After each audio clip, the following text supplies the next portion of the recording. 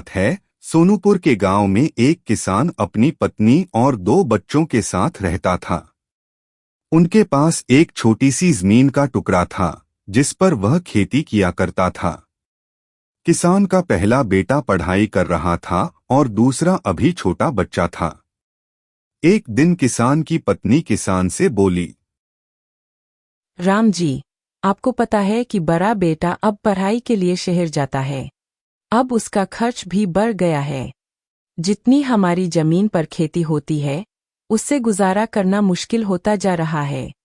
सुनो, अब उसके आखिरी इम्तिहान चल रहे हैं। गीता, इस बार हमारे पड़ोसी रवि की गेहूं बहुत अच्छी हुई है और हमारी गेहूं अभी तक निकली ही नहीं है।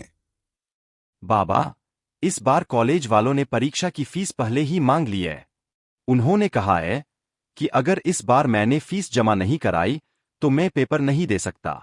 बाबा, मुझे फीस जमा कराने के लिए पैसे की जरूरत है। अभी मैं जाकर खेत को देखता हूँ। अगर हमारे खेत में गेहूं नहीं उगी हुई है तो मजबूरन हमें इस जमीन को बेचना पड़ेगा और हम कोई दुकान खोल लेंगे। ठीक है, अभी मैं जाकर खेत को देखता हूँ। किसान उदास होकर घर से निकलता है। अगर इस बार भी हमारी जमीन पर गेहूं नहीं उगी तो हम क्या करेंगे, यही सोच ही रहा होता है कि रास्ते में उसकी मुलाकात अपने पड़ोसी रवि से हो जाती है। भाई साहब, कैसा चल रहा है? मैंने सुना है कि आपके खेत में अभी तक गेहूं नहीं उगी है और आप अपनी जमीन बेचने की सोच रहे हैं। भाई, अगर आपने जमीन बेचने का इरादा कर ही लिया है तो अपनी जमीन मुझे ही बेच देना। मैं आपको इसकी अच्छी कीमत दूंगा और आप उससे कोई दुकान खोल लेना। हाँ भाई, अभी बेटे के इम्तिहान भी आ गए हैं और कॉलेज वालों ने फीस मांगी है। अगर उसने फीस नहीं दी तो वह पेपर नहीं दे पाएगा। इसलिए मुझे उसकी फीस के पैसे के लिए अपनी यह जमीन बेचनी पड़ेगी। और अगर तुम यह जमीन खरीदना चाहते हो तो खरीद सकते हो, इसकी कीमत सिर्फ 80,000 रुपए है। ठीक है भाई, लो ये अपने पैसे ले लो और आज से तुम्हारी जमीन मेरी।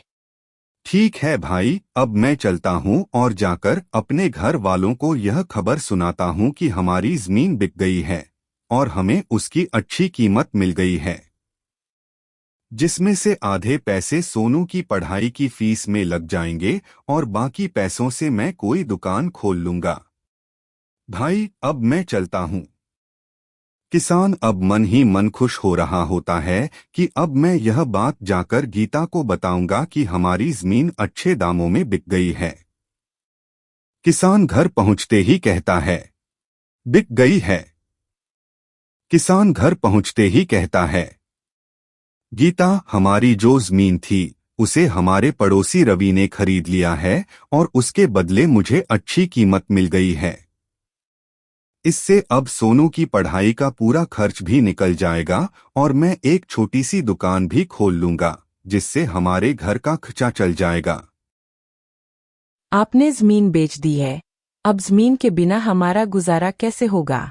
अगर आपने जो दुकान खोलनी है वह भी नहीं चली और हमारा बेटा सोनू फेल हो गया तो हम तो भूखे मर जाएंगे। एक तो तुम पता नहीं क्या क्या सोचती रहती हो। ऐसा कुछ नहीं होगा। हमारा बेटा जिस तरह पढ़ाई करता है वह पास होगा और अच्छी नौकरी पाएगा। और हाँ, ये पैसे सोनू को दे देना ताकि वह अपने कॉलेज की फीस जमा कर दे। ठीक है, अभी मैं जाकर कोई दुकान ढूंढता हूँ। लो सोनू बेटे, यह अपनी कॉलेज की फीस ले लो और हाँ, दिल उधर लगाकर पढ़ाई दूसरी करना। तरफ राम दुकान ढूंढते हुए राज के पास जाता है। भाई, सब कैसे चल रहा है? मैंने सुना है कि आप दुकान बेचने वाले हैं।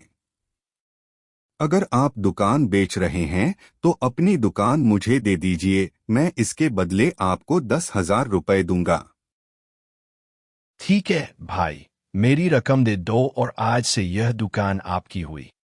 दूसरी तरफ सोनू खुश हो रहा होता है कि अब मैं कॉलेज में फीस जमा कराकर पेपर दे सकता हूँ। ऑफिस पहुंचते ही वह सर से कहता है, सर, यह मेरी कॉलेज की फीस।